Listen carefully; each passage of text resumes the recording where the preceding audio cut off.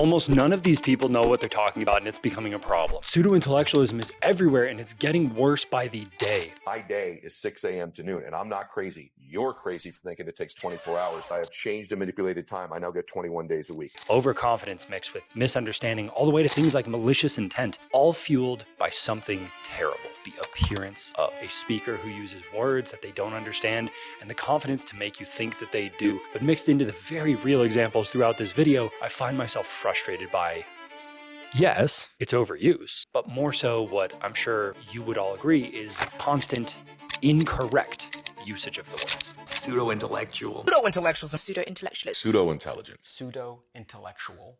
Ironic. Pseudo-intellectualism isn't just the insult people like to use it as. No, it is so much more.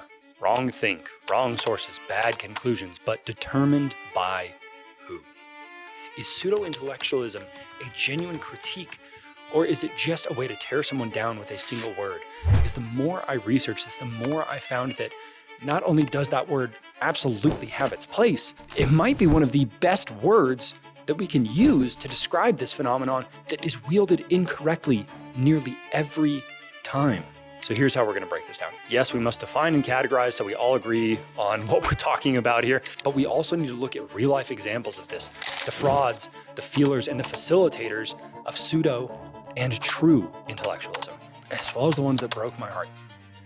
We need to determine not just why this is becoming more common, but the solution to cognitive dissonance, political bias, and the fault of the media in this. Can we just become more humble and acquire better information, or is this something else entirely? We also need to determine the people who are doing this right and how they are. Is this just people drifting out of their field of expertise, people trying their best and stumbling along, or genuine malicious idiots? That's what we're going to be getting into today, guys. And for this episode, I will be joined by two brilliant men. My name is Aidan Mattis. I am the CEO of Redacted Media, but most people know me as the host of The Lore Lodge and one of the co-hosts of History Unhinged. And then we have someone that a lot of you introduced me to. My name is Harry Miller. You can find me at H_Miller76. And of course, we have the voice memos from several of you guys that you can send me on Instagram for future videos. All the books, studies, and papers that I used are in the description. At least I think I got all of them. So with all that out of the way, guys, go follow me on my socials. Go call me a pseudo-intellectual in the comments. Let's get into it with whatever this is. You know, if the Earth were round and you were to fly literally straight across, pointing the nose down to stay with the curvature, then you would just fly into outer space and land somewhere. There's never any slavery.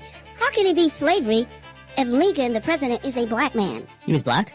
Of course. That we're not going to have on this podcast because I'm going to get angry because I've researched this for years. But you're not a scientist. I don't have to be a scientist to know yes, that. you do. No, Brian, shut the... People like to be perceived as intelligent, even if they're not. That perception is good enough for most. Like those content creators who rent a nice car or tour a private hangar as a way to flex their supposed wealth. But if there is something to fake, then there is something to be. So what does it mean to be an intellectual? In my experience growing up, that was always kind of, oddly enough, a negative term that was kind of used as a pejorative for somebody who is always in their head and thinking about things. I don't think that that's the proper definition of it. I think that I would say an intellectual is somebody who really dedicates their time to understanding things and trying to seek out the avenues for a deeper understanding of the world we're in and their specific field of interest.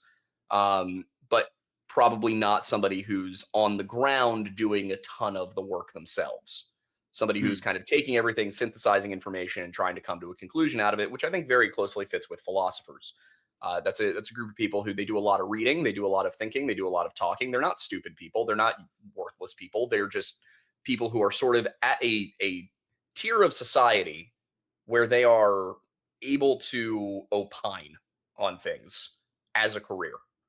And I think that you sort of get into that as you go through the higher tiers of academia, and particularly when you look at pundits. I think a lot of pundits consider themselves to be intellectuals, but in reality, they're just people with opinions. An intellectual, as many of us think about them in everyday conversation, is a person who engages in critical thinking, research, and reflection about the nature of reality, especially the nature of society and what we ought to do about its problems. Wikipedia throws up photos like Noam Chomsky, Yuval Noah Harari, a bit ironic given that Noam once said, quote, "Intellectuals are specialists in defamation. They are basically political commissars.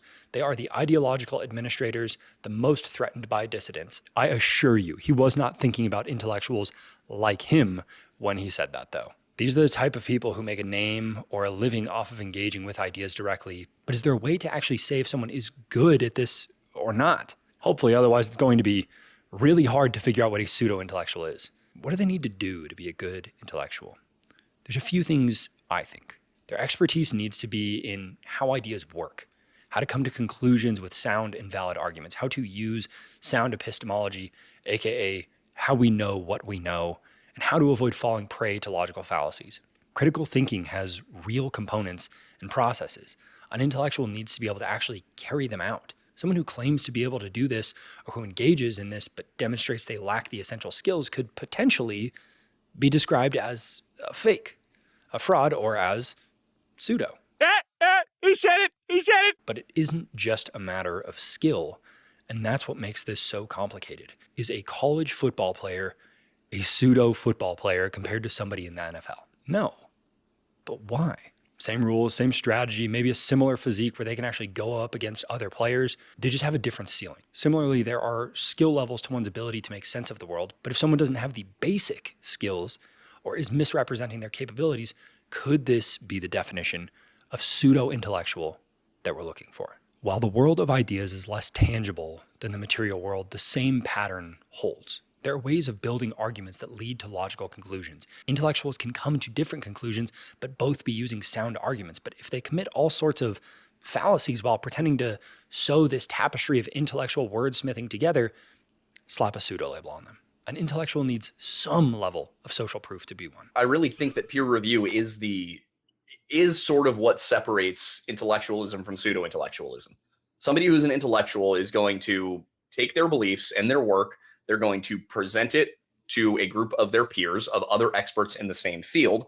And if those experts look at it and go, yeah, this is riddled with holes and it's terrible and it doesn't make any sense, somebody who's an intellectual is going to take that and go, all right, either my hypothesis was wrong, I failed to collect enough data to support my beliefs, but I still believe that they're there, or, you know, I'm wrong, I'm right and everybody else is wrong, but I've still got to prove it.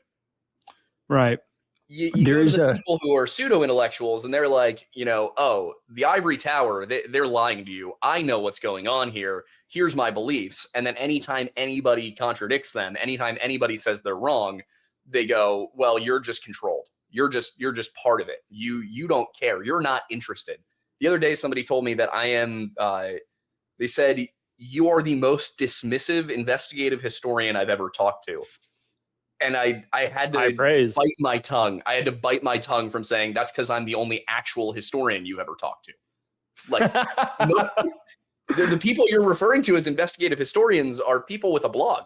By the way, if you guys want more of these guest interviews, I have the full unedited videos in my YouTube members only area. There's about 2 to 3 hours of content that gets added per month. But recognition like this separates a hobbyist from an expert. It's the difference of the guy on a cocktail of substances at a party repeating a video on quantum theory like it's his own idea, and someone being sought out for the value of their thought that was honed with others like him. Unfortunately, almost nobody means any of what I just said when they use the term pseudo-intellectual. They usually just mean something like, I think you're wrong because. If you ask someone on the street what a pseudo-intellectual is, they will almost surely describe someone lacking expertise.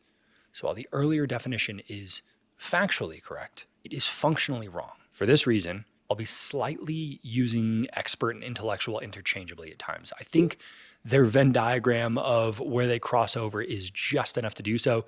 And if I'm being honest, it becomes hard to talk about one but not talk about the other, in the same way that it's hard to talk about these two without discussing philosophy. So there are many things that can muddy this. There's a large difference between the quality of schools and ways of thinking. The barrier of entry and the bar of completion, even upkeep on licensing. A lot of people just memorize, pass, and then forget, or gain clarity of thought in narrow fields that they never test their mind outside of. These things often become a shield against criticism. You go on Twitter or whatever, and all those comments or Reddit posts or tweets that say like, doctor here, comma, lawyer here, and then it gives an opinion. You front load it with expertise and right, to give yourself ethos. So at that point, you can say whatever you want to say. You've given yourself the credibility by notion of your intellectual title, and I think that's extremely lazy. And there was a time where, I studied engineering. I got a 4.0 in mechanical engineering. I was interviewing for the Rhodes Scholarship, right? So I was a smart cookie, and I didn't get it. And it almost feels like you're not allowed to learn things if you're not doing it in college. Like it almost feels like you're discouraged to learn things on your own, which I get, because if you you can be led astray if you have bad discernment. This might be a bit of an overgeneralization, but someone with their PhD in biology from 30 years ago might not even have the same aptitude as someone with a bachelor's from the last few years. God, what a long-winded way to say there is just no perfect, all-encompassing definition for this. Congratulations, Andrew Briggs. Here is your award for taking 10 minutes to define something and then barely defining it. There are no hard and fast rules that I can personally find. No, much like the autism in those gals that you've been right swiping, it's all a spectrum. So I've separated these out by what I think matters, and that is intent and outcome. I think intent is really what matters there. There's a lot of people who, I think Ronald Reagan had a quote, and I'm not a big Reagan guy, but he had a quote which was, it's not that our Democrat friends are evil. There's just so much they know that isn't true. It was something along those lines. And again, my point is not to say that Democrats are wrong about things. My point is to say that I think that kind of description applies to a lot of people. They're very firm in their beliefs that something is, but it's just not. And if you're not an expert, if you are a guy who works 10-hour shifts at the steel mill and you heard something on the radio coming home and it was delivered in a very authoritative manner and you've never heard anybody disagree with that, you're going to go home. You're going to be like, I heard this really interesting thing on the radio. And your whole family's going to end up believing it.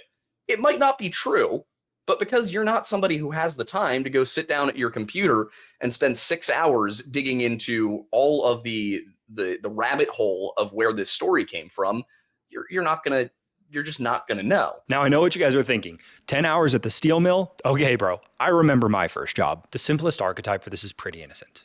A mimic. Someone you could come across on any given day. They say things that might be wrong, but there's no real risk behind it. They just repeat catchy one-liners that they hear on the news and podcasts. They aren't really thinking, per se. Then you have newbies, people who are starting to learn something new, and they're just stumbling uphill as they figure it out. They know that there are holes in their ideas, but talking about them is how they figure it out. I call these people new hats, which I'll explain later. They really want to understand and are trying to.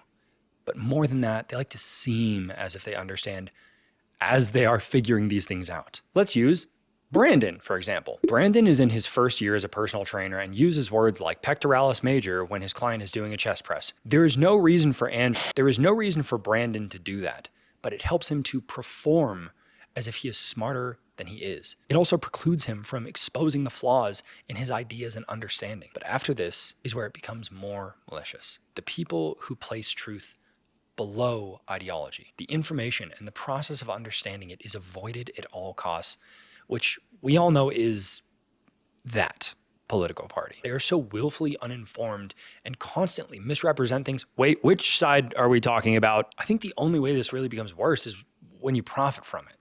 Quantum healers and the like. Do they really believe what they're selling? Maybe. I actually don't know which is worse, if they do or if they don't. They are the snake oil salesmen and the charlatans, but they deal in what is called arcana. And right now, maybe it's health and fitness, but soon it will be wealth management. And then later, it's relationships and philosophy. And while it can sometimes just be really expensive and bad information, it can also lead to several problems for the person who's listening if the information is bad enough. But to be a true pseudo-intellectual, you usually need to be smart. I also think it can be a synonym for like charlatan, right?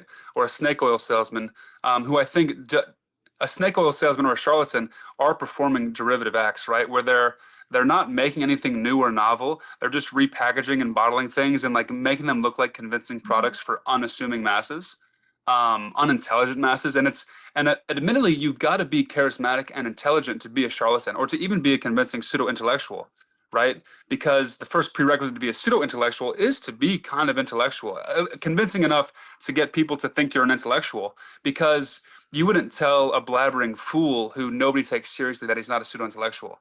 That insult is reserved for somebody who's actually getting some following and people are taking seriously.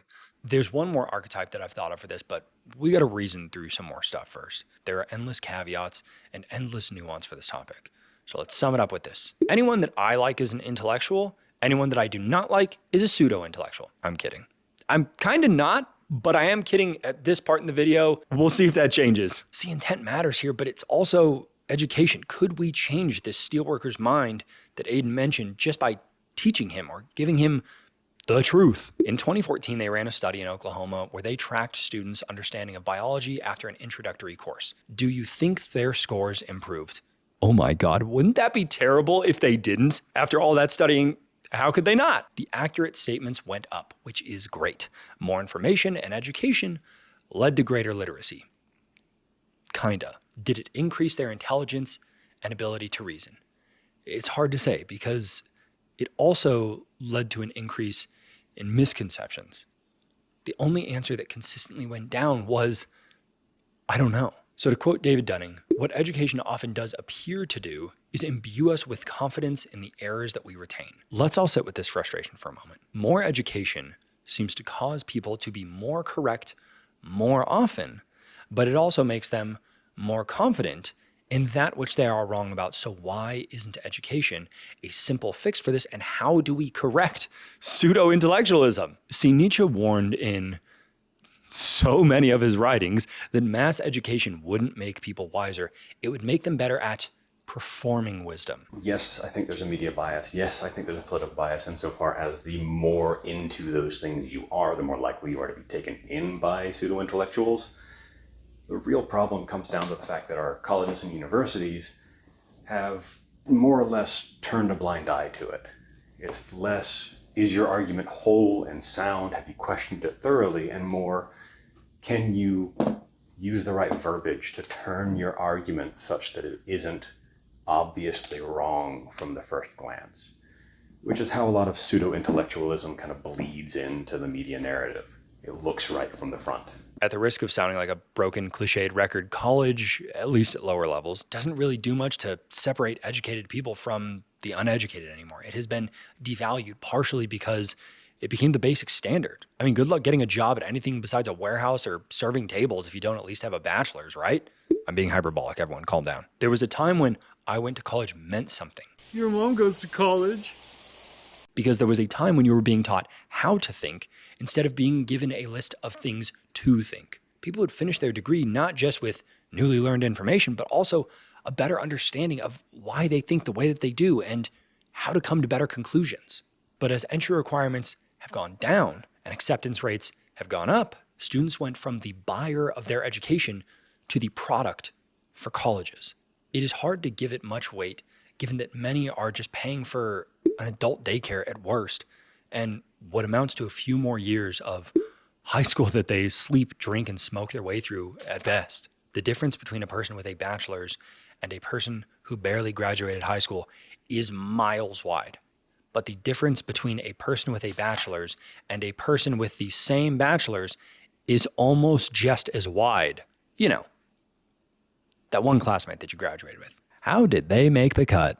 Misconceptions aren't inherently pseudo-intellectualism. It is an undeniable part of the pie, but there's no way I can cover all of my concerns with modern schooling in this one video without making this at least an hour longer. So make sure to subscribe for that. I've got several more videos waiting in the tank. Going all the way back to the Dreyfus affair, the word intellectual has always been a pejorative.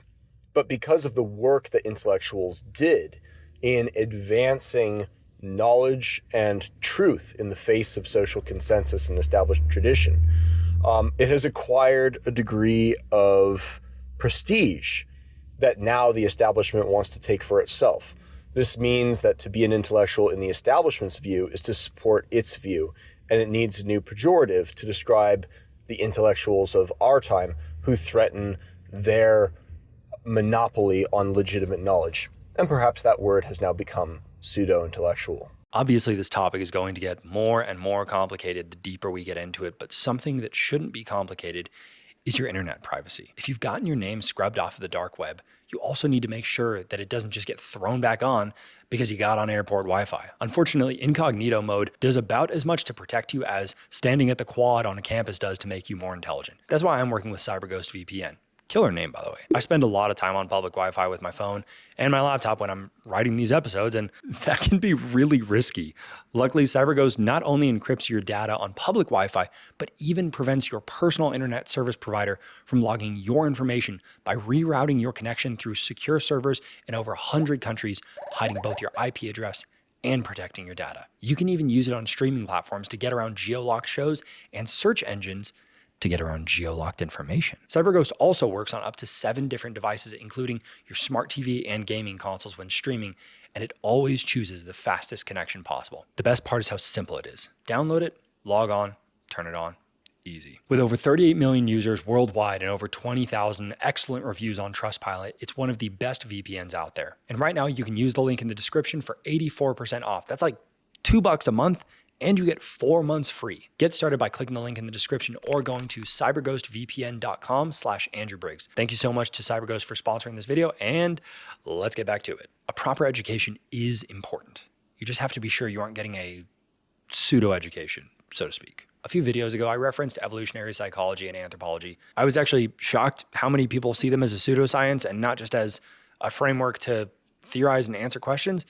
Evolutionary psychology definitely isn't perfect, but I'm pretty sure you wouldn't take an issue with it if it was someone you liked when posing a theory and if it was an answer that you also liked. God, guys, we can't even agree on what counts as education in science. It's crazy. If a real intellectual cannot be made without a real education, then it's just a matter of putting those people in front of others and making sure their words are heard, right? So we have to go back to the experts. And luckily, you, because you are so smart and unbiased, just like I am, I would even say that we are above average in our lack of bias. We are going to trust the experts. We will trust the science because we have the best experts and the best science. We choose the correct ones and never have an issue with the experts that don't confirm our position, right? A 2019 meta-analysis reviewed 51 experimental studies involving over 18,000 participants and found that partisan bias is robust and symmetrical. Liberals and conservatives were equally likely to favor evidence that supported their side and discount evidence that didn't. A difference of 0.02, which is statistically and practically meaningless. Different conclusions, same level of bias. And according to the authors of a similar study, quote, the one difference was that conservatives reacted more intensely to the data that contradicted their beliefs. Clap for yourself if you aren't a conservative. Oh, wait, hold on. There's more to that quote. But the researchers suggested in a press release that this is because, quote, issues that challenge conservatives are the issues currently more polarizing in society today.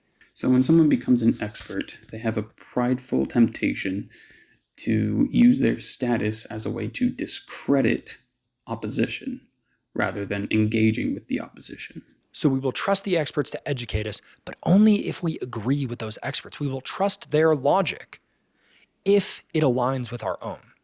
And unfortunately, your experts have bad logic. Not mine, though. It seems like intellectual and political bias is just going to remain on the table. So if that's the case, we just have to work harder to be aware of it. So then, is this just a humility gap?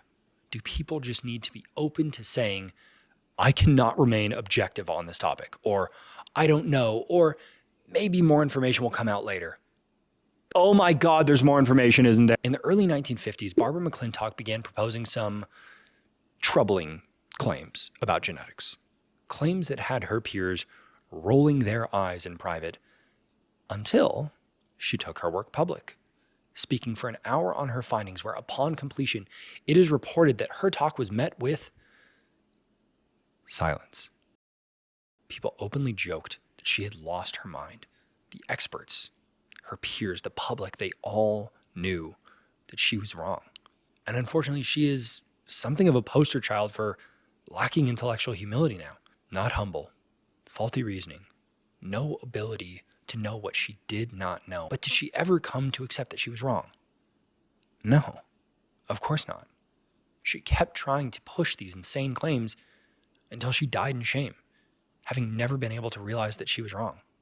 Women, am I right, fellas? Wait, no, hold on, I'm misreading this. 30 years later, she became the first woman to win an unshared Nobel Prize for physiology and medicine. Okay, hold on, wait, that doesn't make any sense. Everyone knew that she was wrong. If there was ever a shining example for a historical pseudo-intellectual, it had to be the person that was known to be wrong by all of her peers. They all had the same information. They were shown her work and her process for coming to the conclusion that she reached, yet here we are. This will shock a lot of people to hear. Being humble about your work is a pretty modern idea. It didn't really take off until I was graduating high school. Now, to not be humble is to be seen as arrogant, unless you're right. It's almost a gamble that you take on your own reputation, and you won't know if you've made the right choice for years, 3 decades in her case. She could have faked it. She could have ended up as nothing more than a footnote in history. Oh, maybe I've missed something. Oh, maybe you guys are right. It all hinged on the fact that she said, yes, every single one of you is wrong, and her point was proven. It seriously boggles the mind when you think about how many times the opposite happened throughout history. It is so paradoxical in nature.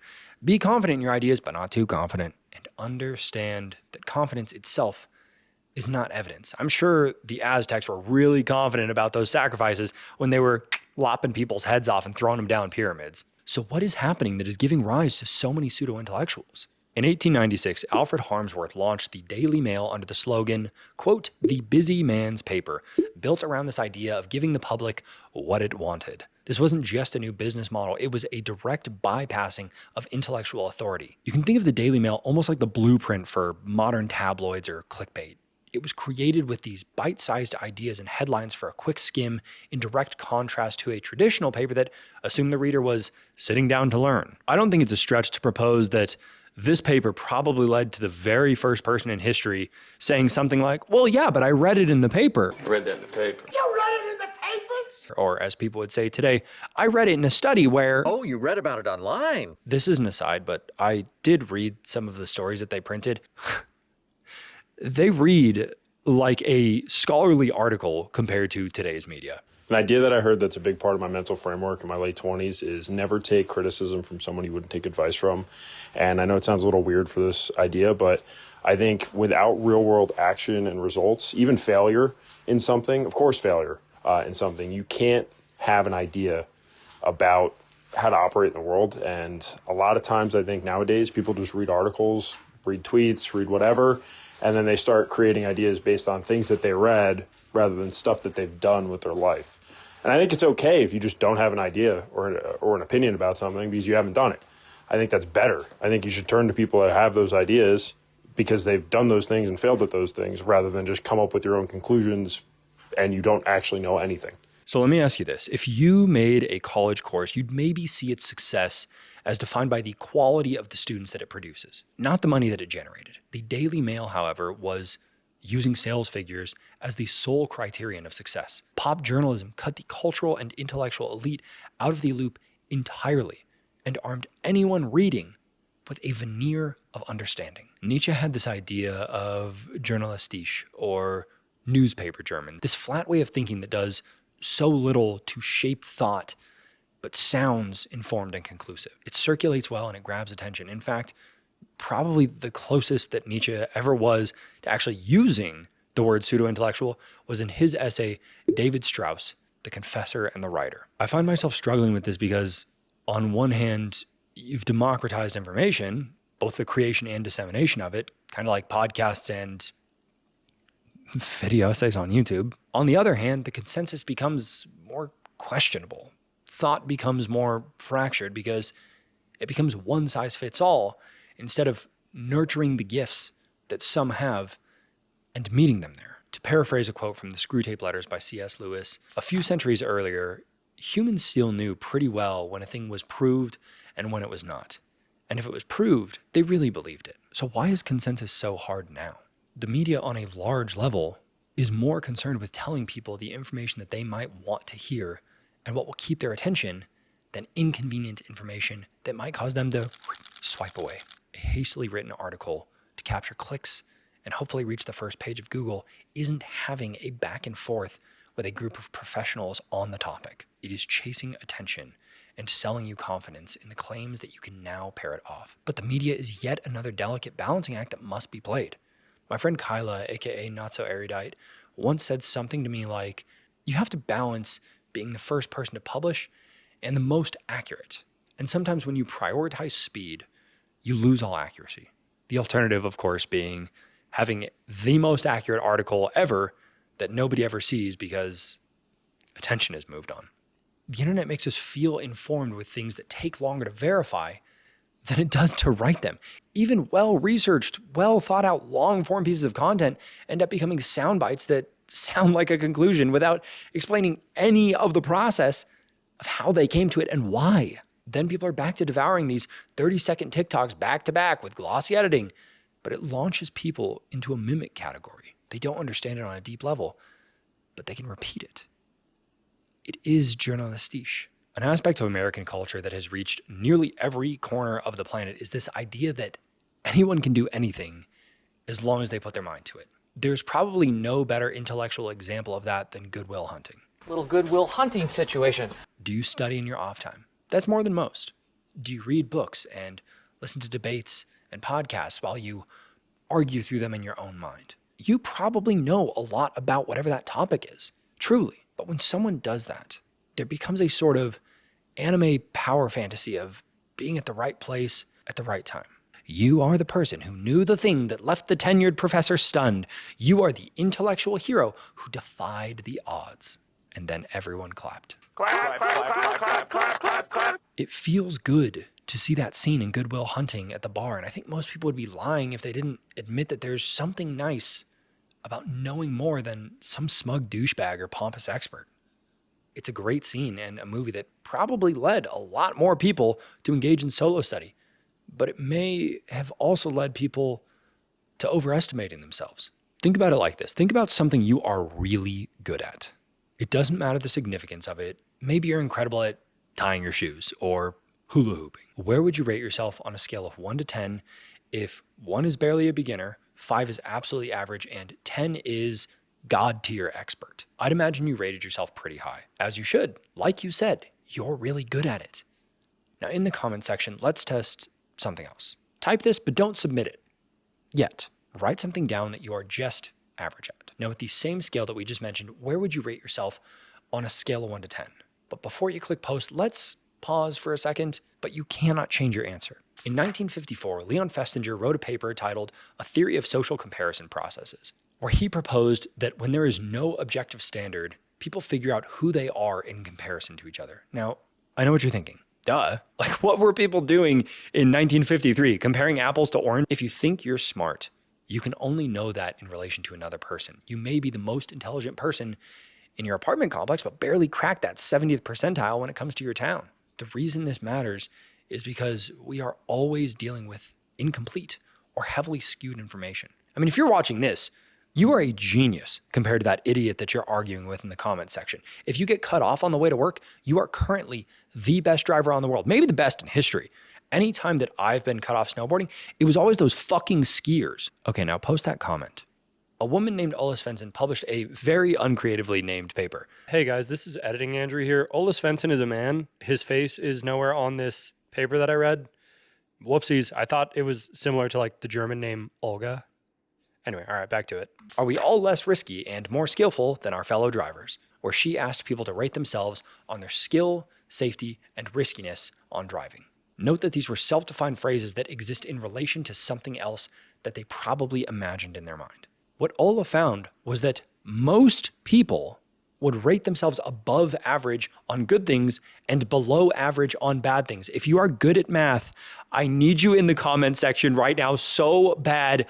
Most above and below average. Are you seeing the issue? This study was one of the very first to clearly demonstrate what would come to be known as the above average effect, or the Lake Wobegon effect, as coined by Garrison Keillor in his radio show, where the children are all above average. Then I invented people who lived in this town, and slowly, inch by inch, this all came along. The women were strong, and the men good looking, and the children all above average. And now, while I may have predisposed a lot of you toward being a bit more self-critical in how you rated yourself, did you rate yourself above average, a 6 or higher? Remember that I told you to pick something that you are just average at. Write something down that you are just average at. Average at. Average. You can only be a 5, but I bet you are better than the person you compared yourself to in your mind. I think I'm an above average cook, but I know people who can barely follow the instructions on a box of macaroni. I cannot say the same for my fashion sense, but here is what makes this so insane. I wouldn't call any of that pseudo-intellectualism. I would call it misjudging yourself, not being humble. A lot of people have probably not had their ideas challenged or even spoken out loud before. The simple fact is that we're not all Barbara McClintock, and sometimes our faith will be misplaced in ourselves. I know this is starting to feel like I'm going to say, yeah, nobody's a pseudo-intellectual. We're all amazing and perfect and brilliant. I'm not. That's arguably part of what got us here. How people became a pseudo-intellectual, I think it has to do with the self-esteem movement starting in the 70s, 80s, 90s. I think being told that, you can change the world, you can do anything, got people thinking that they really could do anything. And seeing the macro level of issues in the world, I think as humans, we really weren't designed to see and care about these crazy international issues, even national issues. I mean, really we're wired to be kind of just inside our village. And so combine this self-esteem movement with now broader information, broader access to the world. We start to think we're our own Superman. But there's a lot that gets erroneously lumped into this. So here is the question that I think we all probably have. What motivates a pseudo-intellectual to intentionally misrepresent their level of knowledge? Because I always figured it was just to look good, right? I look at people like Terrence Howard or Pearl Davis in her debate with Anna Kasparian, and I think you guys had to know that they were going to roll the tape back, right? I think everybody needs to have that experience where somebody they respect puts them in their place. Yep. And unfortunately, I think for a variety of reasons, we don't do that enough anymore. But if there's one kind of closing thought I'd have, it's there's a great Socrates quote, which is true knowledge exists in knowing that you know nothing. And I think if everybody were a bit more aware of that, we would have fewer problems with conspiracy theories and pseudo-intellectualism and even things as simple as like political division. But in 2014, David Dunning, wow, that name looks familiar, and his crew published a paper where they found that people would pretend to know about things that didn't exist. They would lead them with real things like photons and then get them to also confirm knowing about things like the plates of parallax, ultralipids, and collarine. None of the pictures that I just put on the screen are real. Do you guys remember my AI post about this? Let's give this a shot, okay? Which one of these is AI? None of them. That was kind of hard. Let's give it one more shot. Which of these is AI? None of them still. Oh, but hold on, because I tricked you. Some of you knew that, though. Wait, every single one of those pictures I just showed you was AI. So now that it's a week later and you've all locked in your comments saying, I knew they were all AI, I could tell. Only half of them, only half of those are AI. And even when they were told that they didn't exist after, it didn't impact the person's self-perceived knowledge, which seems to imply that this isn't just something motivated by making a good impression on people. You think you're smart. Jimmy Kimmel also saw this at South by Southwest when he asked a bunch of hipsters about bands that didn't exist. Contact dermatitis. Do you think that he has what it takes to really make it into the big time? Absolutely. Do you think Neil Patrick Harassment has a chance of breaking out into the mainstream, or? I definitely think so. Are you very excited about Daenerys Targaryen and the dragon ponies? Yes, to be honest. Yeah. In The Death of Expertise, Tom says, quote, when the Rwandan genocide broke out in 1994, future Secretary of State Warren Christopher had to be shown the location of Rwanda. So why should the rest of us walk around carrying that kind of trivia in our heads? Which is a great point, a funny anecdote, and very ironically, not something I can actually verify happened. The closest that I could get was an article from 2001 in The Atlantic where it says, quote, at one meeting with his top advisors several weeks after the plane crash, he pulled an atlas off his shelf to help him locate the country. Kind of beside the point. Not saying that it isn't true what he's saying, but it would be ironic given the subject matter of the book. Of course, the point is people just can't memorize everything. People make mistakes. I will make mistakes in this video and others, and I know you guys will so graciously correct me with the softest, most gentle hands to nudge me in the right direction and not rip me to pieces like a fucking French fry, unfortunate enough to be found by a group of seagulls. Even experts like his chemistry professor who said, this is why scientists use charts, Tom. Or to loosely quote President Harry Truman, the job isn't knowing everything, it's about knowing who knows it. We talk about information overload like it's just a problem for dumb people. Just pay attention harder. Notice more. As if the average person has unlimited bandwidth to track 1,000 moving parts and still think clearly. They don't. Neither do the most decorated intellectuals. Everyone has a finite capacity, and most of what's coming in is high volume, low signal, disruptive and distracting noise. In 2015, National Journal surveyed Washington insiders, congressional staffers, federal executives, public affairs people, the literal professionals, the people with their mouth straight on the faucet. And this takeaway wasn't, we're more informed than ever. It was, we have more access than ever and less confidence than ever that we can make sense of it. Even the insiders were overwhelmed. That's one way that pseudo-intellectualism gets born. When you can't actually consolidate the information, you start swapping understanding for the appearance of understanding.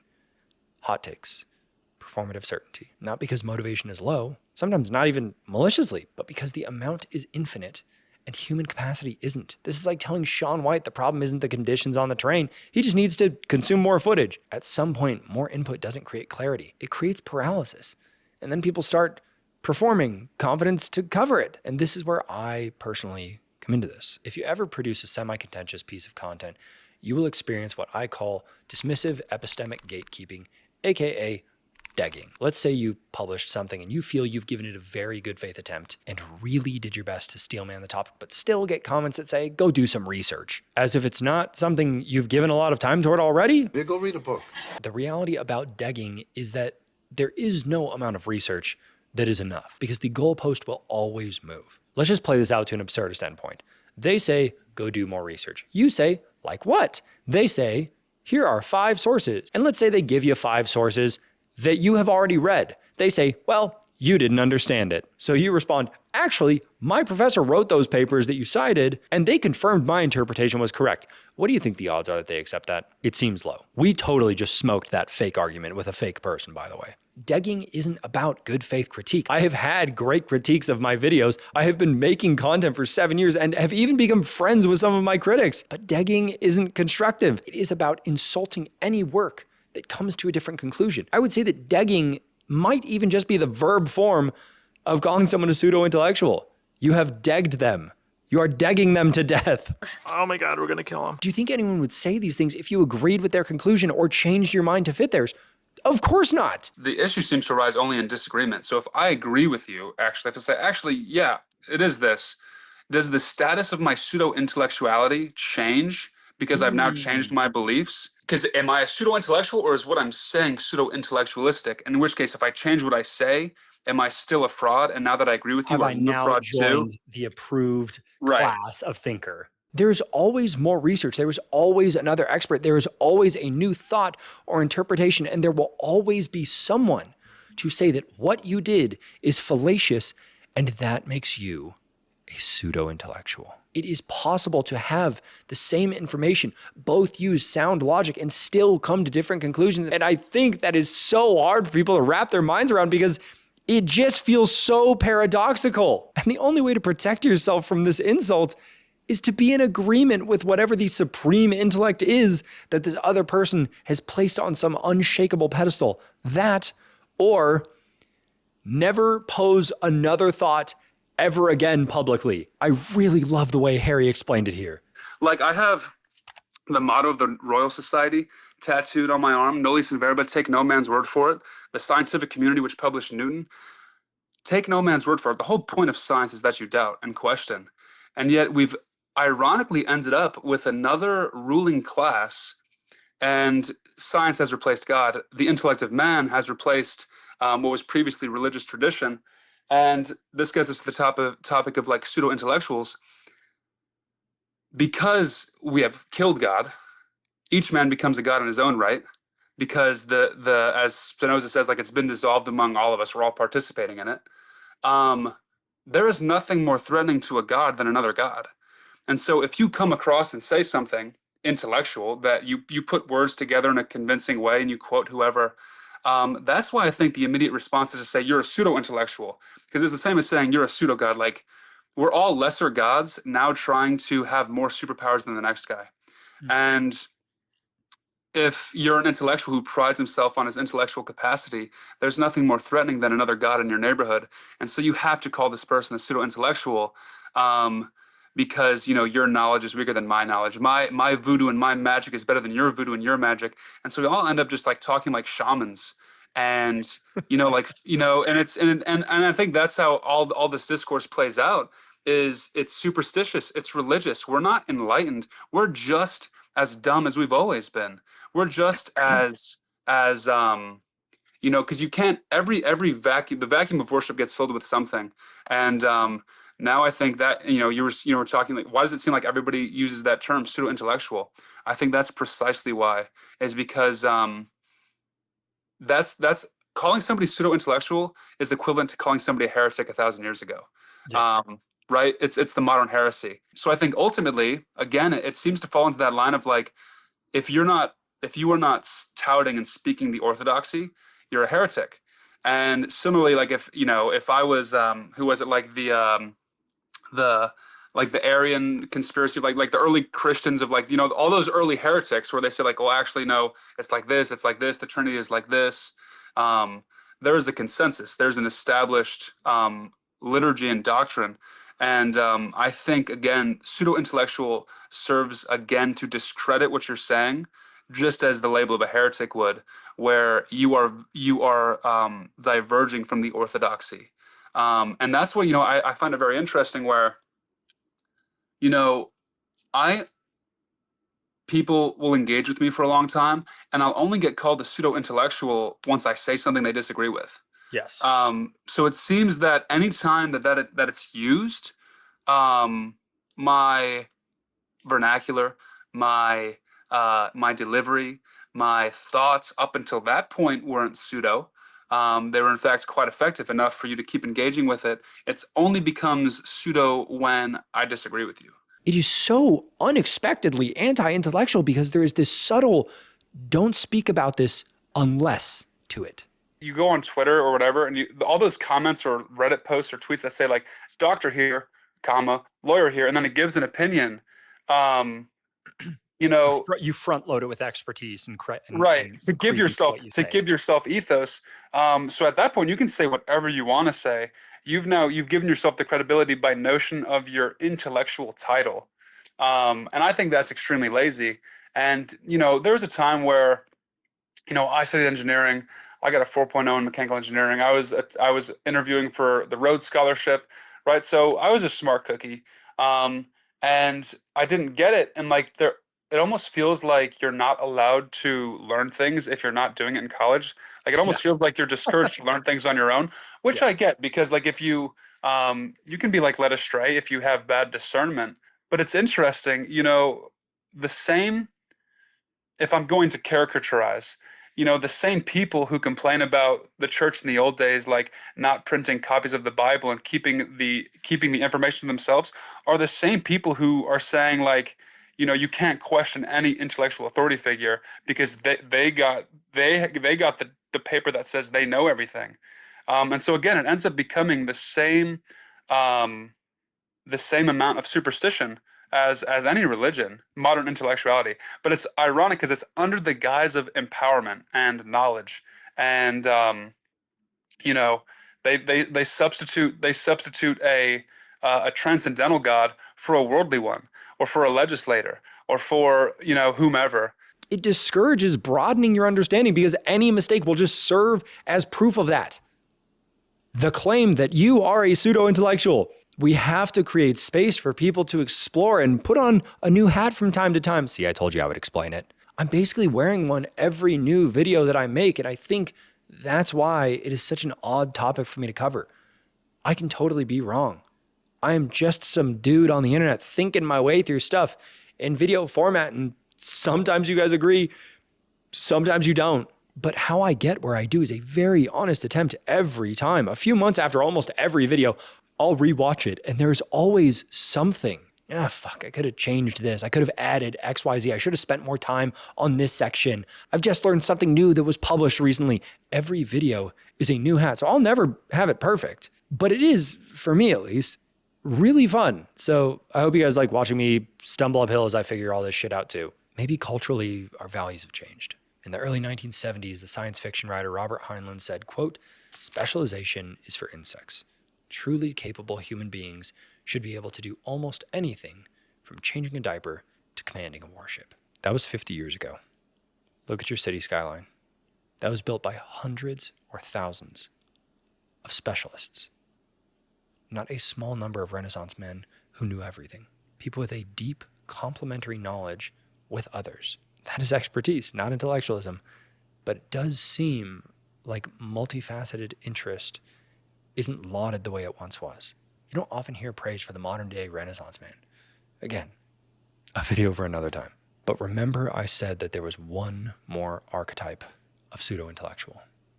I held off talking about them until right now because I actually think they embody everything about this video, the pros and the cons. They are probably, by any measure, an expert.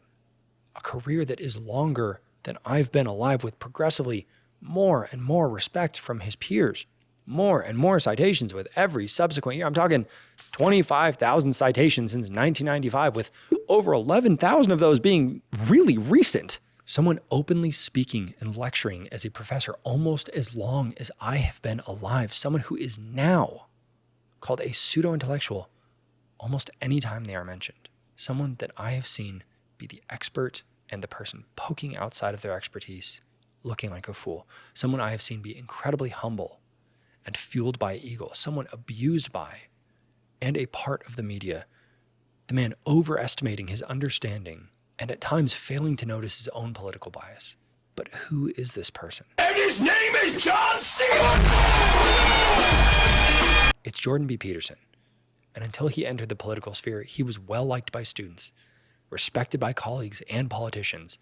But that changed for two reasons that I can see. One is obviously because of taking a political stance. That's a guaranteed 40 to 60% alienation move, but also because he left his area of expertise. He was a clinical psychologist talking about climate change. It's not inherently bad, just an odd pivot given the respect that he had in his field. Jordan Peterson, when it comes to psychology, intellectual.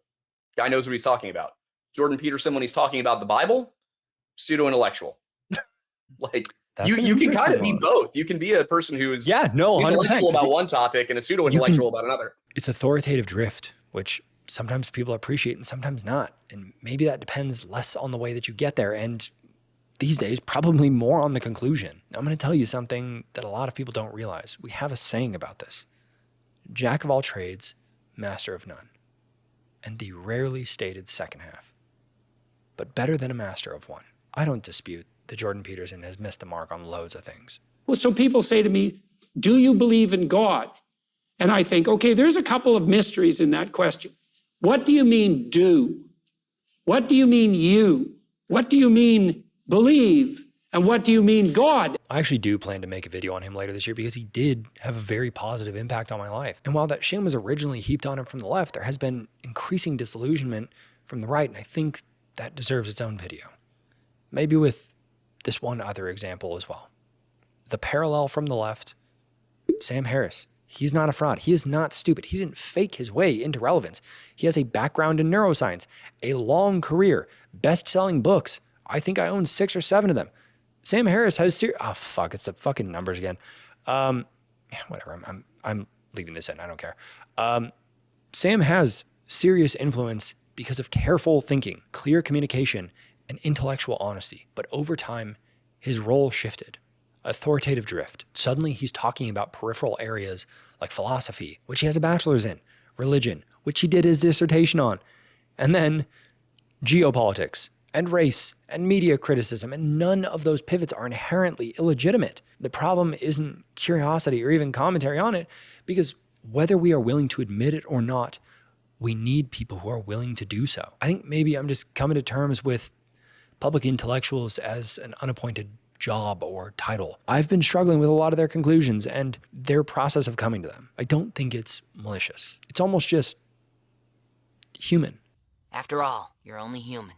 There are risks to this as much as there is reward. The joke of not every guy needing a podcast mic is very funny, but even in this bro philosophy era of content creation, these people do facilitate weighty conversations. Chris Williamson, Joe Rogan, Theo Vaughn. There are so many of these people. I don't know the ins and outs of their educational background, but it doesn't matter. On some level, they are a stand-in for us because they are both the other side of the table and a person that you get to see evolve over thousands and thousands of episodes as they hear more and more. As one guest and conversation leads them to the next guest. Yeah, they have a large audience, and I'm sure that's a big draw for these people, but I can't imagine that would have happened if they were not able to hold better and better conversations that are interesting not just for us, but also the guests. At the end of all this, I don't think the real story is about pseudo-intellectualism at all. I have 10 pages and 4,000 more words of notes written